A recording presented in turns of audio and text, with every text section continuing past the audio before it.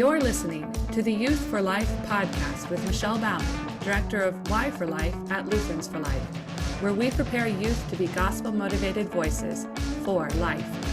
Be sure to stick around after today's live recording of our Chats for Life program to find out how you can be live too on our next Youth for Life podcast.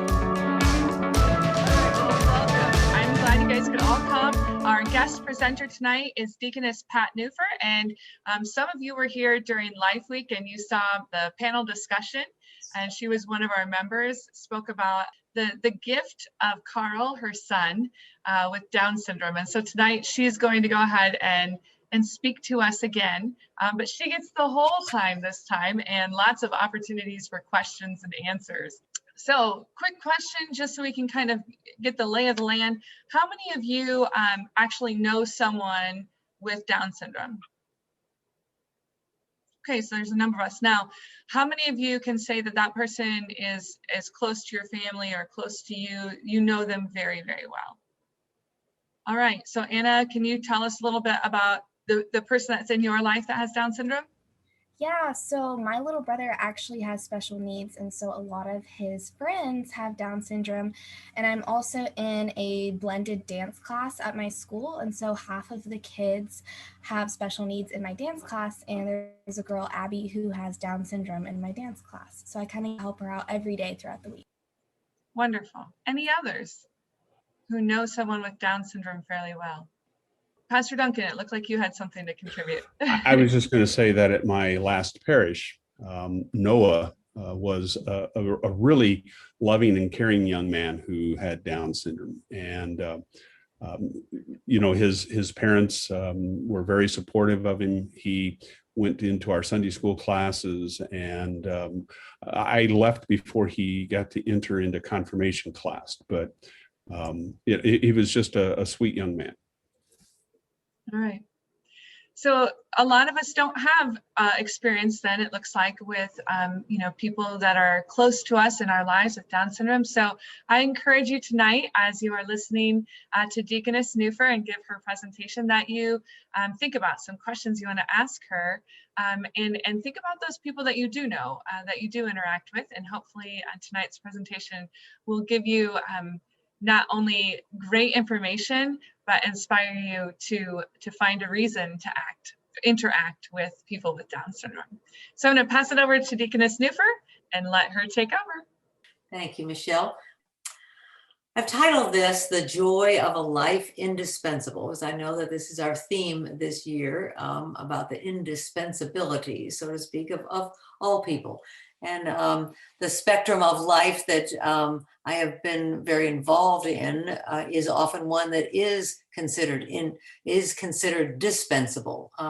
We all know that there are some statistics that are pretty daunting, and I'll get into that in a minute. But what I'd like to do, just sort of an overview, is to start out with some facts and start out with a history. I think it's very important that we sort of learn from where we have come in looking at not only people with Down syndrome, but people with intellectual disabilities. And then a little bit about the why of looking at a person with Down syndrome as indispensable, and maybe your place in all of this. And then I'd like to conclude by telling you this, Carl's story. He has a pretty dramatic birth story and childhood story, I guess, but it's not my story, it's the Lord's story. And because of that, I can't keep quiet. I have to keep telling it, so to speak. So one thing we want to know is that Down syndrome, and a lot of times people will put Down's syndrome, they'll put an S in there, but it is actually Down syndrome, is named after a doctor, an English physician, John Langdon Down, in the 1866. So you're really looking at the mid to late 1800s that this syndrome was first not discovered, but it was published as an accurate description. And a syndrome is really just a combination of variables that are put together. So the variables that are put together, let's see, in Down syndrome, there are actually 52 of them. It's really quite a large number. The epicanthic folds, or the folds right on where the tear glands are, is usually the pretty most obvious tip-off, so to speak, of a baby or a child. It makes their eyes look slanted. And historically, I will say that in America, we have often used the mongoloid term for Down syndrome. And it comes really from because their eyes are slanted. And they're only slanted because that epicanthic fold on the inside of the eye tends to pull it down, you might say, and make it look more almond shaped, as you can see in that picture. A flat nasal bridge, usually a thickened neck. You can see the nuchal folds there on the back of the neck. Usually and this isn't present in every child, but this is what a doctor would look for example, in a birth, or even in a toddler child. Certainly by early elementary, they're all diagnosed as Down syndrome, but sometimes some do not get diagnosed until they're maybe 1 or 2 years old. But usually a doctor will be continuing to look for some of these 52 symbols or signals. You can see the fifth finger, the little pinky finger, is often turned in at the very top there. There's what's called a simian crease, whereas if you look at your own hand, you always can see 2 creases. And the palm of a person with Down syndrome might or might not, but usually does have a singular crease. The biggest tip-off, so to speak, in neonates is what's called hypotonia, which is floppy muscles. And usually the doctor can just hold up the baby, and a neonate, a newborn baby, generally will be quite tight, just because they've been sort of squished in utero for quite a while. But a baby with Down syndrome almost always has very low muscle tone. And so it's what's called hypotonia, hypo, too much, or too little, and tonia, too little tone. So they will have that very relaxed look, as that baby does in the very bottom. Those are the main ones, I guess. Used to have a very short life expectancy, even as late as the 80s. The life expectancy was 25 years. This was, of course, due to the lingering reality that many babies with Down syndrome languished, so to speak, in hospitals or mainly in state schools.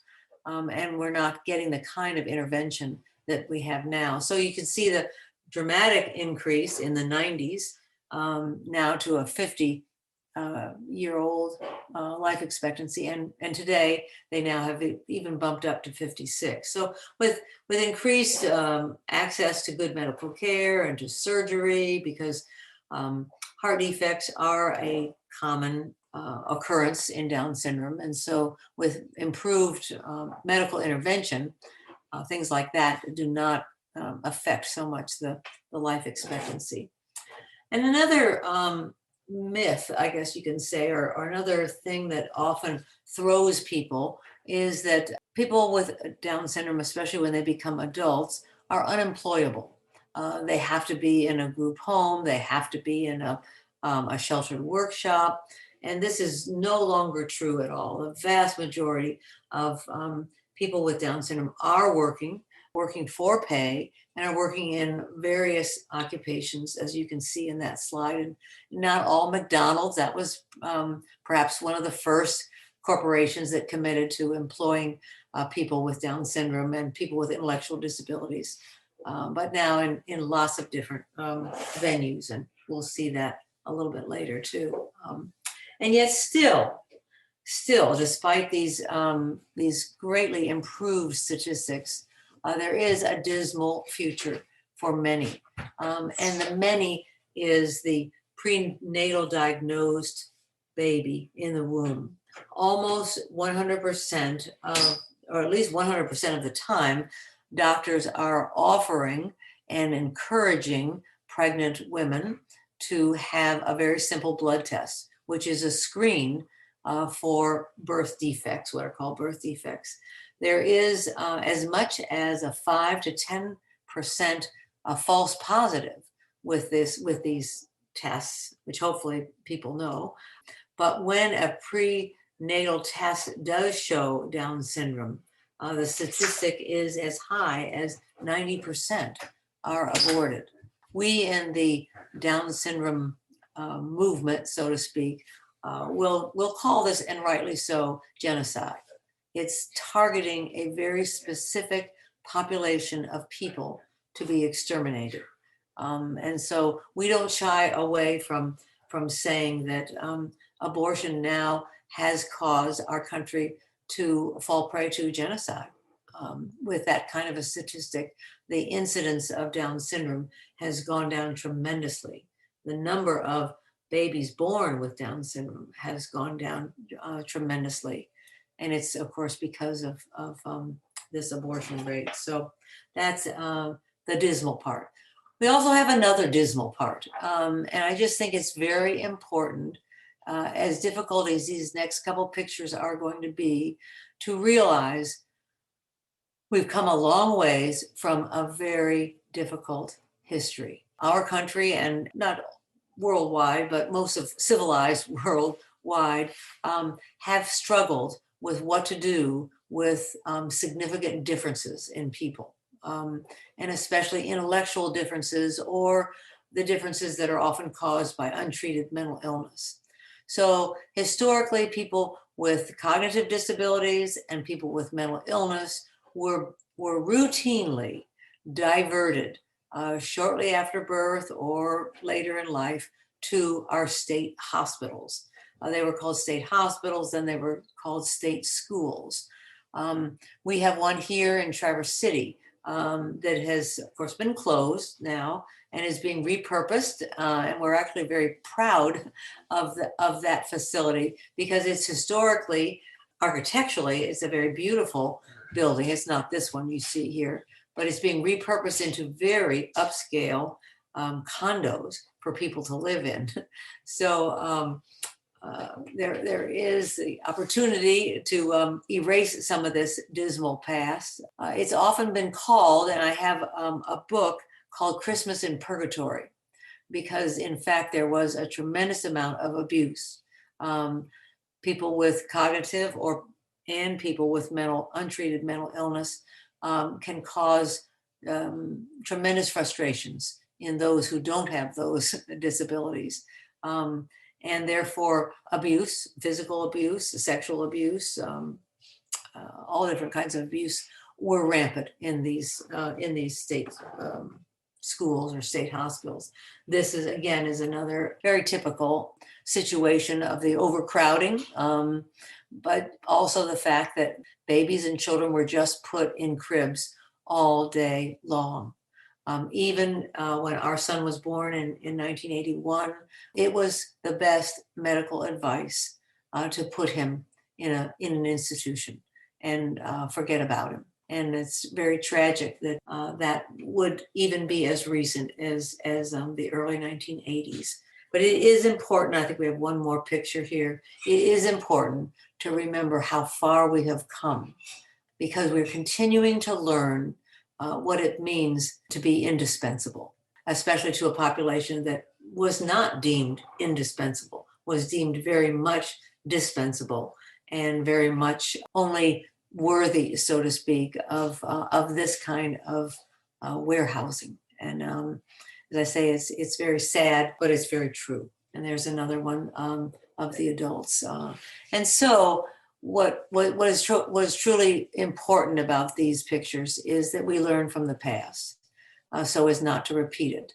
And in many ways, we still are repeating it in creating little mini state schools or little mini group homes that 15, 20 people, but still has that same dehumanizing kind of effect.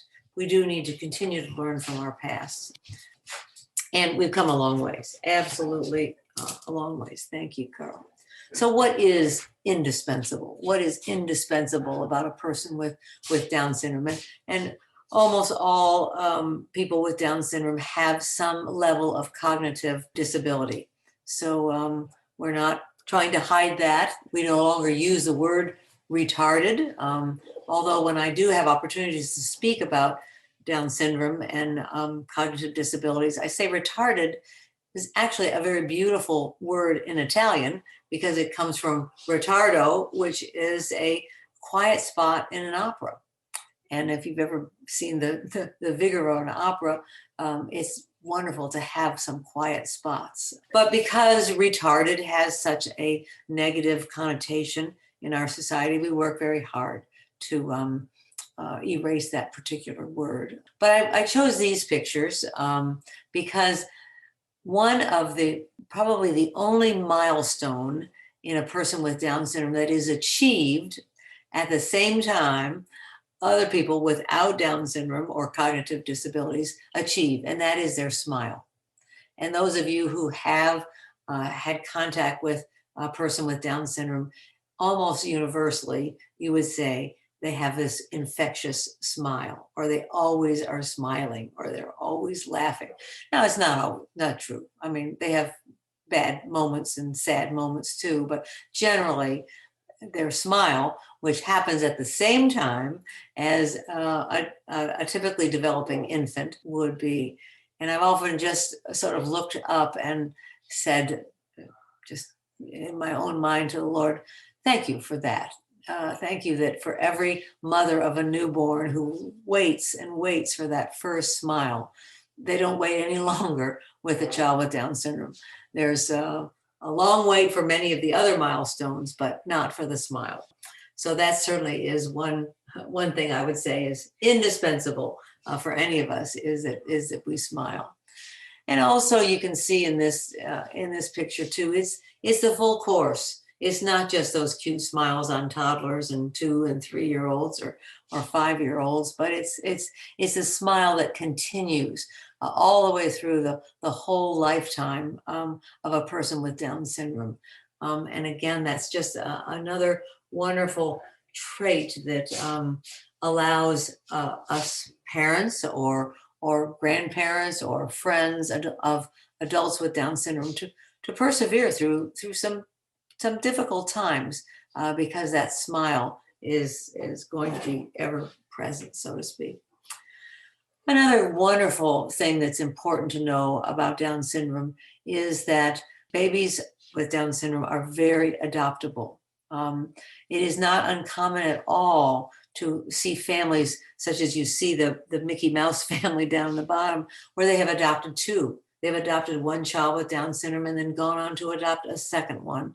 The picture in the top, I think, has more of a mixture, but there is a whole network of adoption specialties, so to speak, for babies with Down syndrome or children with Down syndrome.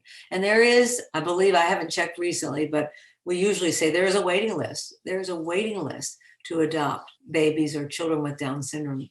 And I think that speaks very loudly for the indispensability of a child with Down syndrome, is that those who are in the know, so to speak, know the joys that are ever present and persevere even to the point of adopting other children. So I guess the question then is, well, how can you be a friend, or how can you serve a family that you know in your neighborhood or in your church with Down syndrome, a child with Down syndrome there? And I think in many ways, it's the easiest thing to do, partially because of that infectious smile, and because there's very little that's demanded of you typically.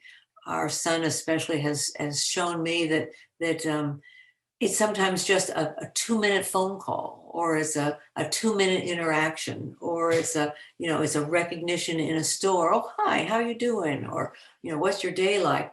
Because sometimes there is difficulty in sustaining a friendship or sustaining a conversation. Our son has a significant hearing loss. And because of that, it's sort of a double whammy to be able to get enough verbally from interactions. So facial expressions and that high five or the handshake or whatever it is goes a long way, and perhaps even a longer way than you would imagine. So in many ways, being a friend to someone that even casually you see in the store is very simply a recognition, a hi, and not necessarily going beyond that.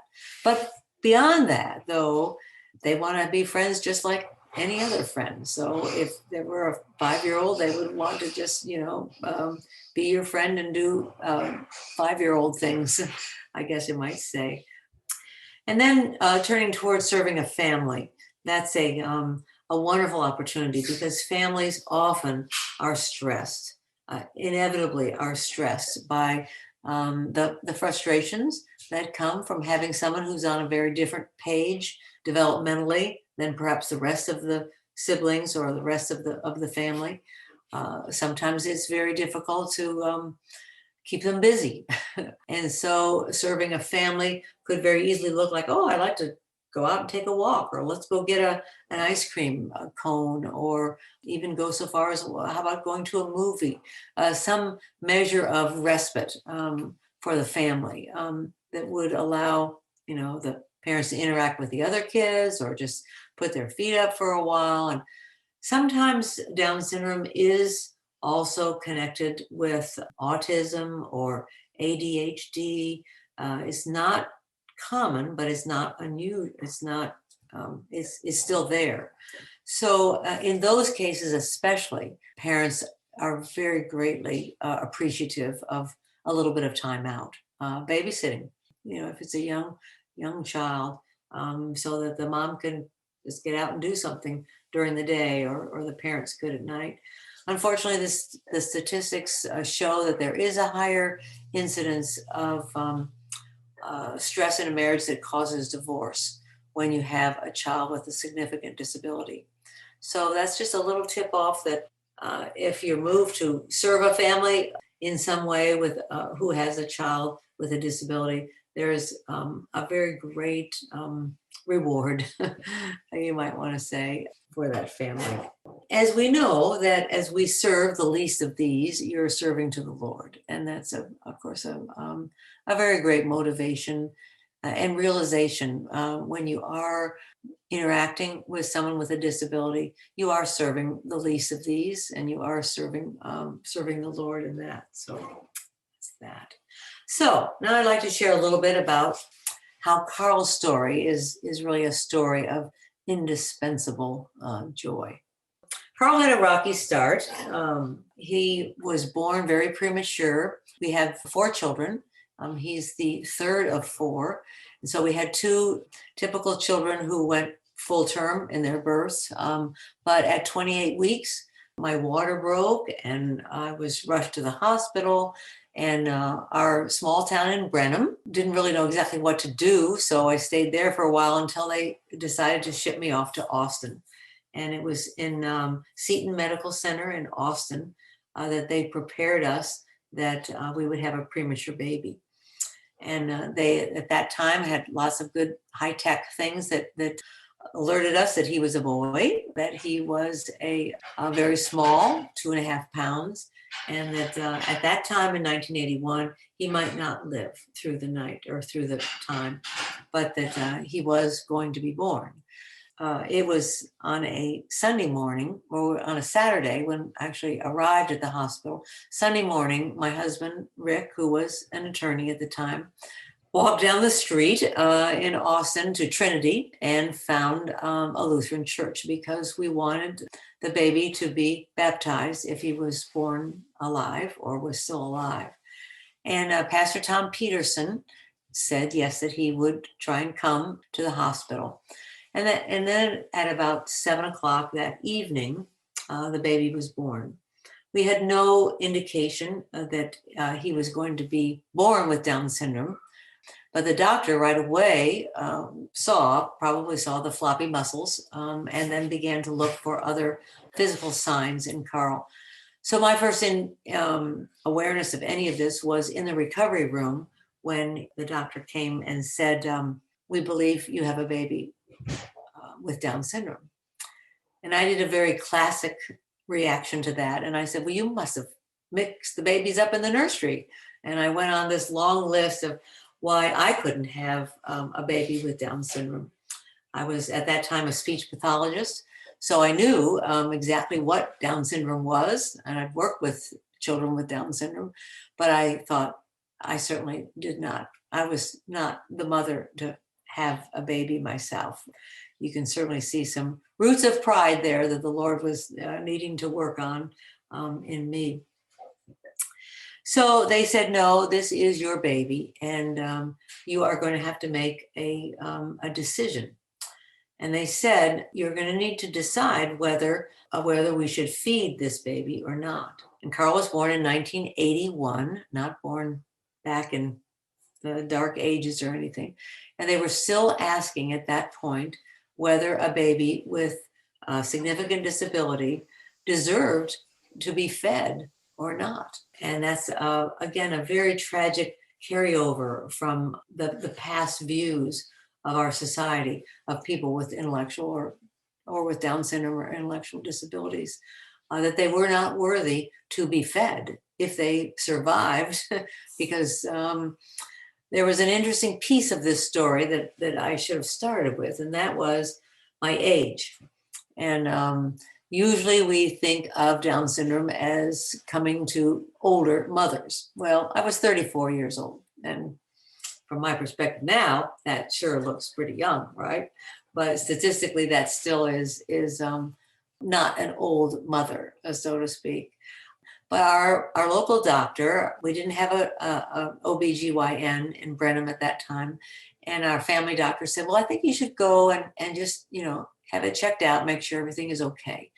So at about 14 weeks of my pregnancy, I went to Houston to have, at that time, what was an amniocentesis. And that was basically an insertion of a tube into your stomach, so not into your stomach, but into your uterus.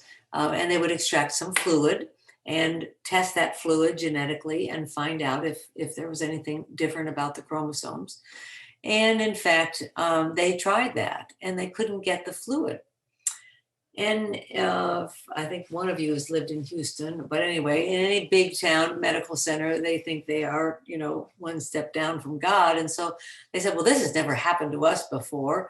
So why don't you just come back in another month and I'm sure everything will be fine. So I came back another month, actually another 3 weeks later, and they tried again with this amniocentesis. 3 times they tried and they couldn't get the fluid. And all they could tell me was that probably my uterus was contracting and getting out of the way for this sort of invading needle. And they said, really, at your age, you only have a 1 in 365 chance of having anything go wrong. And probably these repeated amnios you're putting you at greater risk for a miscarriage than anything genetically going wrong with your baby. So I sort of tucked that thought away and thought, well, this is God's plan for me. I've gotten pregnant and we're very excited and happy about it. So then that's sort of a little bit of the backstory behind what came next. And that was the decision to have them feed the baby. We were not going to let them starve the baby, but we were very much in denial that this really wasn't God's plan for us. We couldn't figure it out. We didn't think we deserved to have this go wrong. We'd had these 2 typical children, and I had this long litany. I actually told the doctor, long litany of reasons why I couldn't have produced a baby with Down syndrome. Even to the point of where I said, well, I have this big garden of organic vegetables. And I look back on that and I think how ridiculous we can become in the midst of a trial or a crisis and try and justify ourselves.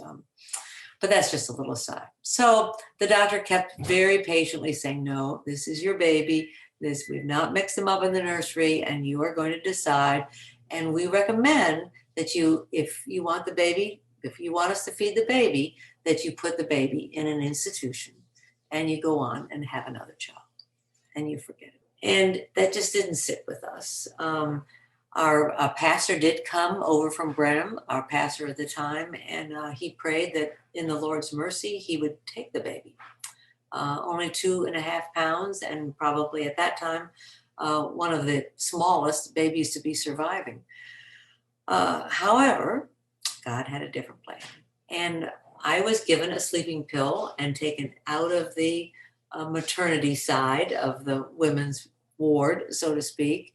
And Rick was, of course, in the same, my husband, Rick, was sort of in the same despair that I was in. But at that point, we were separated. And Pastor Tom Peterson found my husband at Seton Medical Center close to midnight on a Sunday night. And Pastor Duncan could probably tune in and say, Sunday night after his service and a full day is definitely not when you want to be making a hospital call to a person who's not even one of your church members. I mean, here I'd come from Brenham all the way over to Austin, a couple hour drive, and not having my regular doctor or anything. However, Rick and Pastor Peterson found each other, got connected, and Rick said, well, we're going up to the neonatal unit, and they put on the garb and the gloves, and the nurse gave them a little bottle of sterile water. And my husband, Rick, said, well, Pastor Peterson, this is a double tragedy. Not only is this baby very tiny and might not live through the night, but they are telling us they think this baby has Down syndrome. And Pastor Tom Peterson turned to my husband that night and said, we have a child with Down syndrome, and she's the delight of our life. And as I tell the story, that night, my attorney husband and Pastor Tom Peterson got their theology straight, so to speak. Now, I knew nothing of this, but when I woke up the next morning, as true as it is that I'm here tonight, I am here to say that at the foot of my bed was a woman who identified herself as the wife of the pastor, Alana Peterson. And she said, and these were her words, she said, I am here to tell you that God will show you more of his love through this child than you can ever imagine. And I wish still today that I could have said, rah, rah, bring it on. I'm all set. But I couldn't. I was still very much in denial, still very much in the sort of black tunnel of confusion of that, this couldn't possibly be God's plan for us. We were good Lutherans, right? And it just wasn't part of our game plan. But I had two women friends at the same time. And I want to give credit to these women because although they were not Lutheran, they were very clearly what they called themselves to be born again Christians. And all of us in these rooms, I think, are born again Christians. We've all been baptized. So we have been transferred from the death to life through Christ. So it didn't bother me that their born again Christian story was going to be a little different than mine. However, they said, give thanks. Give thanks for this. You've been given a baby, and this is a gift from the Lord. And I kept saying, no, Anne and Lucy, you don't understand. This isn't the baby that I wanted or that I was expecting. And I certainly can't handle this. And they said another very prophetic thing to me, and that is that, you know what? You probably aren't going to be able to handle it, but God's going to handle it through you. And that was the very beginning of the turning around of something that had been seen, even by me, as a very dispensable person to an indispensable person. That early time, I didn't really even see the joy that was coming down the pipe. Through the support, not only of a doctor and a small town community, which was very good. We were kind of a very known entity in Brenham at that time, a fairly small town. And through the support of other people and the public education system at that time, we were on a different path. And the weeping that tarried for a night was exchanged for the favor of my lifetime. And joy did come in the morning. Here's Carl is a little premature, a 2.5-pound preemie baby. He was 109 days in the neonatal unit, driving back and forth from Brenham to Austin. But he was a fighter. He was. And he had very crossed eyes, as you can see in that next picture. But his smile carried him a long ways. It carried him into public school in Brenham for kindergarten. Then we moved. My husband made a career change from being a lawyer to becoming a pastor.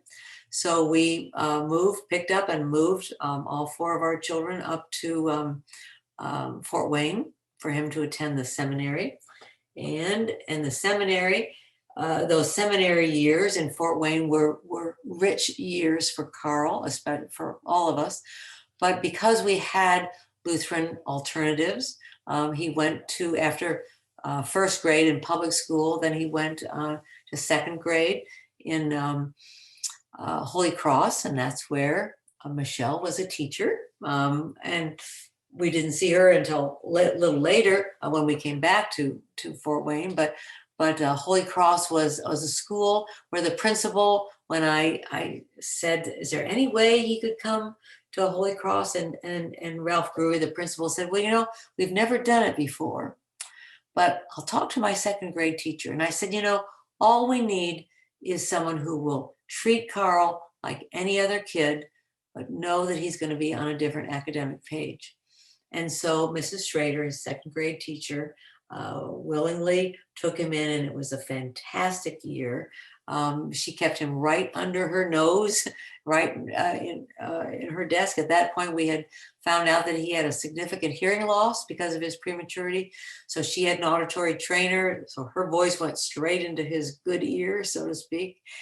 And then the seminary sent us back to Texas. And they sent us to Rockport, which you Texans down there, if you know, is down on the Gulf Coast, a very small town, and no Lutheran school. But they had a Catholic school. And so for the next 4, almost 5 years, he went to a small Catholic school where he had 5 kids in his class. And I've often said that is better than any special ed class in a public school you ever could ask for, to have that small, one teacher to 5 kids. And he thrived there. Then we came back to Fort Wayne when my husband was called to become a professor at the seminary. And we went back to Holy Cross. At that point, his peers from second grade were now in 8th grade. And this, what we felt was this great cry, oh, we want Carl to come back to our school. So we decided to put him back into the 7th grade. So he would have 2 years back at Holy Cross, a 7th and 8th grade. Those were wonderful years in many ways. And they were kind of what I call squirrely years in others, because as Michelle certainly is laughing now, she knows, and you all know that 7th and 8th grade is not everybody's beautiful time. And let's see. I've got one story I'll tell, because Michelle was one of his teachers then, but Carl was in the 8th. He was in the 8th grade at that point, and someone would take the boys down to the boys' bathroom, and the girls would get to go down to the girls' bathroom. And so a group of boys were down in the boys' bathroom, and all of a sudden there was this boom, this huge explosion, and all the boys ran out of the bathroom. And of course, the monitor or the teacher, male teacher who was there, said, oh, what's going on or something. And here, of course, Carl saunters out with a big smile on his face. And the teacher goes in and looks, and here the mirror in the bathroom has been broken into smithereens. And so he walks very quickly down and gets the principal, and all the other 7th grade boys or 8th grade boys were very clear. Well, Carl did it. And bless his heart, Carl, yeah, sure, I did it. I mean, there wasn't any problem with confession at that point. So the principal sent Carl down to his office and said, I'll deal with you in a minute. We got to clean up all this glass. So they clean up the glass, and Carl is sitting in the principal, Ralph Gruey's office, and Ralph goes down to chastise Carl. And here is Carl on his knees in front of a crucifix that the principal has in his office, and he's praying.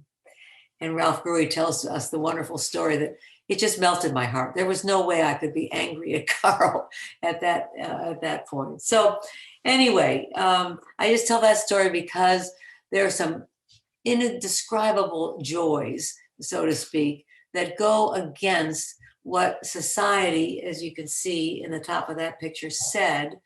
The doctor said, well, he'll never walk or talk, and he'll ruin your family.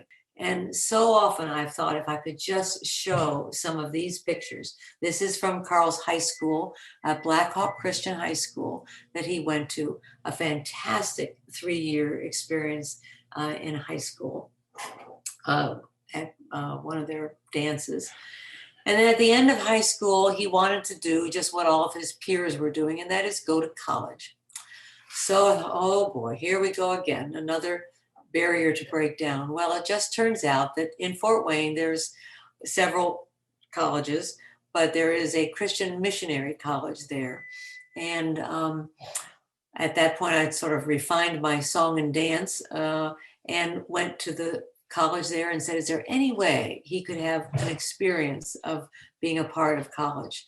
And so they said, sure. And so for several years, Carl took the bus, learned the bus, public transportation, and had his college experience. He worked in the cafeteria, he worked in the bookstore, he audited all the PE classes, and he was in college. And when he crossed the stage, as you see the picture on the left, and got his little pigskin, he got his diploma, just like everybody else, all of his friends, there wasn't a dry eye in the audience. They had so thoroughly owned Carl, and he had owned them, that it was just the most positive ending to his schooling career could be. The middle picture is one of Carl's support people as an adult. He receives services through the state, and that's one of his birthday parties, so to speak. And then the picture on the right is of Carl acolyting at our church at that time, was Zion Lutheran Church. And so there were just so many ways in which he was totally included. We made a decision for him when he was 2, and that is I'd gone to a conference where a special educator said that all people deserve to live and work and play in the real world. So I held on to that as like a lifeline. And I said, okay, Carl's going to live and work and play in the real world. And so we basically turned our back on special education and went for a fully inclusive education for him. That back then, that was quite unusual, or pretty unusual, I want to say. We had to open a lot of doors to make that happen. Nowadays, I think like one of you said, you're in a dance class and there's a girl with Down syndrome there, or we're seeing people with Down syndrome out in public now all the time. So the concept of inclusion is not at all a rarity as it was back then. Carl worked for 14 years at the YMCA after graduation from college in Fort Wayne. He was a fitness worker. He made minimum wage. He went to all their, social events, and everyone knew Carl. And there wasn't a doubt in the YMCA's mind that he not only provided a very valuable service in cleaning the equipment and cleaning the towels and folding towels and things like that, but also his presence there spoke very loudly about the mission of the YMCA. And of course, today now they've changed it to the Y rather than the Young Men's Christian Association. And they have to be much more cautious about how Christian sometimes an organization is. But the presence of a person such as Carl with a significant disability being gainfully employed every day spoke loudly to the people who came in there. And we're hoping now with COVID, Carl has moved. We've had to sell his house down there in Fort Wayne, and he's moved up here to Traverse City, living with us for now, is perched and ready to take a job if it comes through with a fitness center here. He also volunteers now and is hoping that that will turn into a job with the Salvation Army. And we've just completed a house for him to live downtown. We live outside Traverse City a good ways. And this way he's going to be able to walk to grocery store, walk to the library, hopefully walk to work, or use public transportation. So he'll be moving into his own house probably in the spring with a housemate. Where he lived in Fort Wayne was his own house that he owned, but he had a live-in housemate who lived rent-free in exchange for just being there and being a friend. And they went off and did lots of good things together. So why is Carl indispensable? I want to say personally because he gave me a story. He gave me a story. The Lord gave me a story. And it's a platform to tell God's story, because no one could have affected some of the events, so to speak, in Carl's birth, especially, had it not been that God was behind the scenes and getting the right people in the right place, so to speak. And I'm just forever thankful that the Lord has enabled me to be able to use this as Carl's story as a witness to people wherever. And why is he really dispensable? Because God said so, right?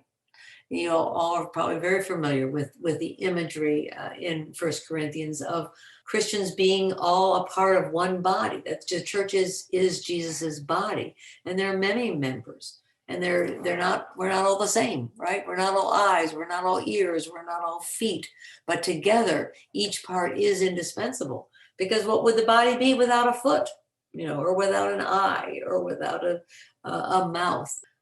Further, the Lord gave me specific skills, or skills that are uniquely fitted to that story. Now, I didn't realize that at the time, that God was fitting me to be able to parent and raise, and our family to be able to raise Carl.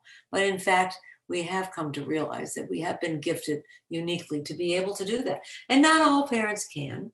And I'm not saying that we are super parents by any means, but that's why there are babies available to be adopted, is that some parents can't see this or are not equipped for one reason or another to be able to parent. So that allows others to be able to be parents through adoption. And because this is the Lord's story, I can't keep quiet. And I think that all of you are young enough that probably your stories, quote unquote, are not fully formed. Mine certainly wasn't until I was, in my mid-30s, before I could really begin to see that this is one way in which God was going to use me for his glory. And so each of us, and you especially, have an unfolding story in your life and in your time, because God says that we will be his witness. We will. And it's just beautiful to then be able to see the equipping God does to be able to allow you to be his witness. So whatever that story looks like in your life, know that God is preparing you to go and tell, because the world is needy. They need the Lord. And we have a story and a purpose to do that. So I think that's the end. Yes. And I'll stop sharing my screen here, and I'd love to hear from you all. Any experiences? I mean, I heard a few before, but any questions you might have about Down syndrome or about our journey with Carl? So my parents have a very similar story to your story. My mom is a speech language pathologist, and my dad's a pastor. And my little brother was born with brain tumor, and so he had multiple surgeries and has traumatic brain injury because of that. And so it's safe that our life has definitely been altered. He's 10 years old now, but throughout his life, it's provided a lot of joy, but also a lot of trauma and a lot of things that our family has had to work through. And something that I think, struggled with this whole time is kind of the act of comparison. I see other families that are able to go out to dinner really easily or go on these big trips, and that's just not something my family can do. And so kind of like throughout your life, how have you dealt with the struggle of comparing your situation to other people's situation and feeling grateful for that. Yes. I think your last word there is a real tip off to that. And that is learning to be grateful. I think that the comparison of our family with other families, or the way I look and act compared to someone else, is a human trait, and it's always going to be with us. I mean, that's just part of, we're daughters of Eve, we're fallen, we're saint and sinners at the same time. So it's, the grass is always going to look greener on the other side in so many different circumstances. And usually people will say, well, you know what, when you get to the other side, it really doesn't look that good. So every family is going to have struggles. They aren't going to look like your family's struggles or even mine, but struggle is a part of our life. So I think it's learning to be grateful for what we do have, not for what we're lacking, brings that kind of joy that makes up for, you might say, not being able to do some of the other things. I think another thing is that in many ways, it might get harder as your brother gets older, because he's going to be having, adolescence, he's going to be having hormonal changes and things like that. Likewise, I think that the recognition of needing a support system gets even greater. And I don't know if your parents have been involved in any kind of support group for, TBI, traumatic brain injury, or it's with Down syndrome. I always have said we got an easy one because of the smile, and because there's nationally such great awareness of groups, so to speak, that do give support. And I do feel for the fact that many other parents don't have that same kind of clear line support system. But I know for myself personally, I have just gained tremendous amount from joining with other parents and other families who are experiencing some of the same things we are. And sometimes it's a sharing back and forth of I'll take your child and you go out to dinner, and then maybe you take my child and we'll go out to dinner, that kind of thing. Certainly you as a young adult have that ability to give a little bit of respite to your own parents here and there. And there's a lot of satisfaction, of serving your parents by that. So I know it's not an easy thing, but I think that the more we do practice the gratefulness in our life, the joy that does come from having the uniqueness that your brother brings, and also the characteristics in yourself. And I didn't say this earlier, I wanted to, I wrote it down. When Carl went to Blackhawk Christian High School and he was ready to graduate, I wanted to get some feedback from the students.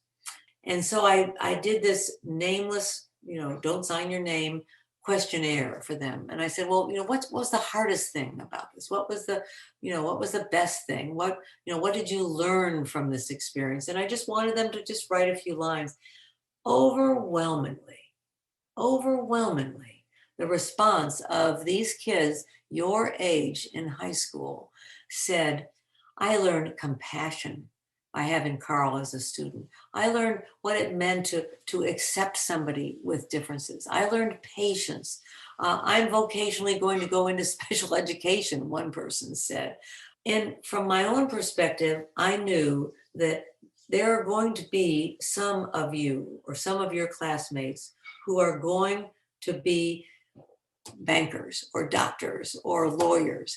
And your doors are going to be the doors we're going to knock on. And you're going to be able to say, yes, I'll take the chance in having a person be filing the mail in my mailroom of my big law office. Because I remember when I went to school or I went to dance class, there was this kid or this girl. And she just always smiled, or she was, or it was my own brother that Anna, when you become whatever, maybe you're going to be a speech pathologist, I don't know. But when you become a professional, you are going to be such a different person because you have been raised with your brother. And you are going to have qualities and characteristics that could only have been brought out because they were schooled in some of the trials and joys that you're experiencing now. You may not see that now, but I can only promise you the other 3 of our children have all gone into helping professions. They've all, one is a social worker, and they all would say, if they were here, that their lives have very greatly and beautifully been impacted in the long run by that. So that's the goodie I have to hold out for you, that, yeah, you're probably not going to be able to go out to dinner, probably not be able to take him to movie theaters. You might not be quiet then or whatever, but there are going to be a lot of other redeeming qualities that you will have gained from the experience. Thank you. You mentioned really early on in the story how there was that Lutheran pastor who was really good and he reached out to your family. And I was just wondering, throughout your whole journey with your son growing up, how are ways that your church was there to support you, and how are ways that people in the church can make church a place where you don't have to be scared to bring your special needs child, but instead like be supported there, things like that? Yes, yeah. I want to say that it takes a little bit of education. Very rarely has there been a pastor or a church, because we've been in many, who already have the open doors. For Carl the acolyte in that church happened partially because his dad was a pastor in a small church in Texas, and Carl was one of very few preteens, so he had to sort of practice his acolyting opportunities teaching there. Sunday school is inherently a difficult bridge sometimes to cross, because when they're little, yes, they can follow along, but the older they get, the gap intellectually gets wider, and so you just don't have a big body sitting in a preschool, a Sunday school class. So at some point there has to be a recognition that I, the parent, I'm going to try and work with the pastor or work with the Sunday school superintendent to make something happen, because most likely most churches don't already have that path. But for example, an easy way in which that age gap was overcome was letting Carl be a helper, letting him be a helper. I mean, here's a grown body helper in a preschool classroom. Well, that's very legitimate. And of course, he's learning and he's listening to the teacher talk at, first grade, second grade, preschool level. So he's getting a lot out of it, but he could physically pass the papers out, pick up the papers, pass out the crayons, something like that. And pretty much every teacher likes a helper. So that was one way in which we bridged the gap. Now, moving into this church in Traverse City during COVID, which of course so much was disbanded anyway, has been much more difficult. And we really only have, I think, one other identified, at least, person with a significant disability. So it isn't as if we can even make a class. So what I did do was just say, well, how about if we just open this up to the public? And how about if anybody in Traverse City, is looking for Sunday school class for adults with disabilities, come to Trinity and have the class, So that's a wonderful outreach that the church can have to other people or to unchurched people, to be able to be the open door and have the classroom right there. So it takes a little creativity, it takes a little initiative, generally on the part of parents, but we've had wonderful pastors who have seen the benefit, like having Carl or someone with a disability be up front in their church. Pastor Duncan, I don't want to put you on the spot, but maybe you have some other ideas. I think the more we can share church to church, I think we can make each church a more receptive place. Yeah, I totally agree with you on the receptivity, and it does help if you have experience in that area. The church that I was at in Wichita had not only Noah, who was with Down syndrome, but another child had grown up in the church Michael, and Michael had autism. And so the church had become very good at helping those families assign people to watch over Michael and over Noah. And so there was a lot of helping already being trained within the congregation over the years. And as they aged, that continued.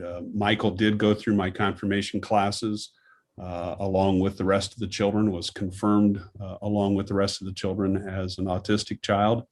And we just made some special ways to do the confirmation with him. We did picture books instead of, a written testimony or any kind of a test, a testing that he would go through. But he stood up on the chancel and pointed to Jesus and made signs for love, and that was his confirmation, and it was a wonderful event for the family. So the working with people and getting them used to that, I think, is an excellent idea. If I can jump in here too, our church has also had a number of, students go through confirmation, youth go through confirmation who have very severe disabilities. And one of the things that I have been impressed by, and Jenna, you are able to do this yourself as a youth, is when I see the youth in our congregation welcome and embrace the child that has special needs.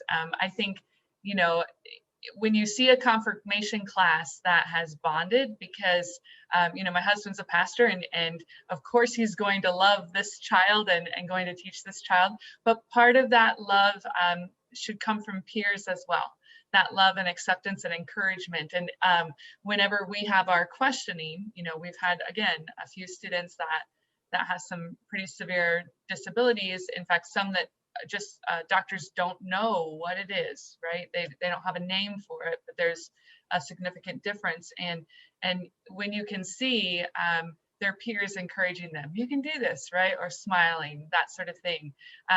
That's helpful too. That's something that the body of Christ can do. And you guys, because you are here and you are learning about these life issues and how to address them, you are God's hands and feet. You are becoming that voice. So yeah, I know Pastor Duncan had his hand up for something else maybe too. Yeah, I had a couple of questions. One, in terms of discipline, children with disabilities are still sinful individuals. And as you expressed, the principal had a hard time, his heart melted with the smile and, how can I discipline somebody? What kind of a struggle do you have raising a child with disabilities like that when it comes to discipline? Because the spirit you don't want to break, and yet at the same time you need to give direction and control and set boundaries. And then second, when it came to your understanding that you indeed had a disabled child, but your denial at that first point, do you think that the reason so many doctors push for the abortion is because they just don't think families are going to be able to handle it, and so that's why they push for that in the first place? So let me answer the second one first, just because it's right on the tip of my tongue. I think that many doctors push for prenatal testing and then for abortion because they don't want to handle a failure. We had a family doctor who had been with all of our children in Brenham. And when Carl was born, he never was able to verbalize it, but he said, well, now I think you need to go to a pediatrician, rather than a family doctor. And it was we took it as a rejection. We took it as that he didn't want to deal with someone who wasn't going to fit in a nice mold, and perhaps deal with parents who were going to be calling all the time and having problems. And I think that may be sort of an unspoken thing. Doctors are schooled to heal, and you don't heal from Down syndrome. And so maybe that's sort of behind it. The other thing that's behind it certainly is our culture that prizes ability. It certainly doesn't prize disability. And so if you don't measure up, if you're not smart enough or fast enough or quick enough or good looking enough or whatever, definitely the cultural message is, you're less of something. And that's a sad reality of living in a fallen world, so to speak. The other one about discipline is very dear to my heart, because not all children with Down syndrome are loving, smiling, cuddly, teddy bear kinds of kids. Some are stubborn, they're willful, they're constantly frustrating, they're constantly fighting you. And I'm not saying it's because their parents didn't do a good job with them. It could be, but I think that having a child with a disability is a special message to get your discipline straight. I think that so often, not so often, but many times, people discipline out of guilt, and they feel guilty that they've got this child with a disability. They feel sorry for them because they're mentally retarded and blah blah blah blah blah, and therefore they don't go the extra mile to realize that an undisciplined child has a huge hurdle, and then you add that to a cognitive disability in a child, you've got a double hurdle. We benefited early on. I did, especially by going to conferences and hearing that message as well, that don't raise your child feeling guilty, like it's something you did wrong or you've got to make up for it or whatever. You want to give that child the best opportunity socially to be able to mix in the real world. And I said over and over and over, Carl's ticket to a full and meaningful life is not going to be based on his intellectual strength. It's going to be based on his social skills. And social skills are the outcome, good social skills are the outcome of discipline. And I just see that backfire on so many, the lack of that backfire, I'm saying it right, but the lack of discipline backfiring on parents of a child with a disability, because they've got a double burden of difficulty of being out in public, as well as an undisciplined child, which is hard to love sometimes. I want to jump in here real quick because it is 9:15 and I usually try and keep it close to an hour so that you're not here forever, right? So I definitely want to let you know, if you need to go, you are certainly welcome to go. If you have more questions that you would like to stay and ask, please do stay and ask. Thanks for joining us for today's life topic. Check out whyforlife.org or email Michelle at whyforlife.org to find out how and when you can go live with us at our next Chats for Life session. Or join us next time, right here at Why for Life Podcasts, where youth learn how to be gospel-motivated voices for life.